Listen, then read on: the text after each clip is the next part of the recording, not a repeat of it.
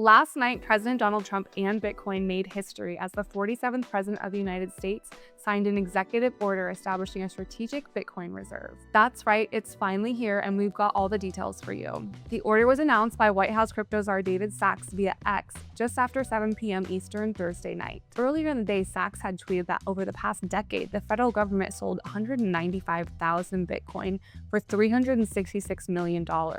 A tragedy when you consider that that same Bitcoin is worth $17 billion today. This clearly highlights the cost of the US not having a long-term Bitcoin strategy. Sacks could be heard reiterating that point in this video that Margot Martin posted of the president signing the executive order in the Oval Office. So today we're signing, this is very historic, an executive order establishing a strategic Bitcoin reserve and digital asset stockpile. This is a promise that you made throughout the campaign, and today we're keeping that promise. The reserve will be capitalized with Bitcoin that the federal government already owns, so it won't cost taxpayers a dime. This is like a digital Fort Knox for digital gold. And premature sales of Bitcoin over the past years cost American taxpayers over $17 billion in lost value because we didn't have a long-term strategy. Now we do. And this is something you believe in? 100%, yeah. Okay. And the whole community believes in it. Very good. And I made the promise, right? Absolutely. As Sacks stated, the executive order creates a government-held Bitcoin reserve funded exclusively with Bitcoin seized through criminal and civil forfeiture proceedings that will not cost taxpayers a dime. It seems President Trump has found a happy compromise for the crypto community and those worried about the government spending taxpayer dollars on digital assets.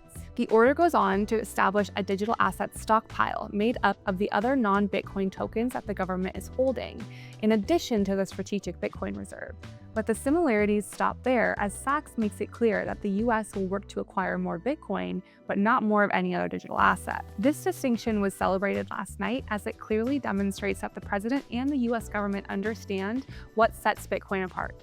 Those qualities being its scarcity, immutability, and decentralization, to name a few. According to estimates, the US government holds around 200,000 Bitcoin, though no full audit has ever been conducted. The executive order now mandates a complete accounting of federal digital asset holdings. The US will not be selling any Bitcoin in the reserve. Instead, it will be held as a store of value, reinforcing Bitcoin's reputation as digital gold. Crypto markets initially took a downturn at the news that the executive order didn't mandate buying more Bitcoin. But as the industry had time to process, many realized the massive upside to this order. Ryan Rasmussen, head of research at Bitwise, summed up the impact in a tweet. Quote, "The end game was never the US government buys all the world's Bitcoin. A US strategic Bitcoin reserve means other countries will buy Bitcoin. Wealth managers, financial institutions, pensions, and endowments have no excuse. The fear of the US selling is gone. The US will likely buy more, and the likelihood of the states buying just went up.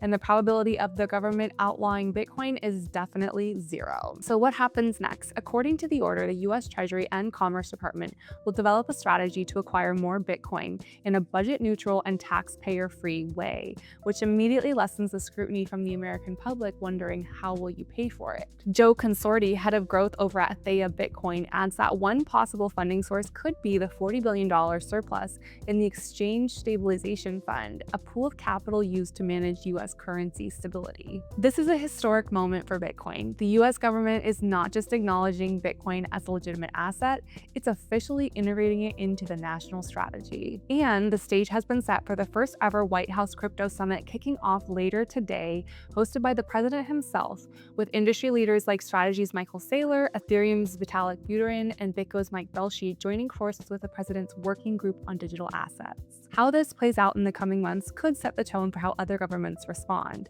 Will other countries start buying Bitcoin? The future's looking orange. Let us know what you think in the comments, and stay tuned, there's a lot more to come. If you liked this video, give us a follow and head over to bitgo.com to learn more.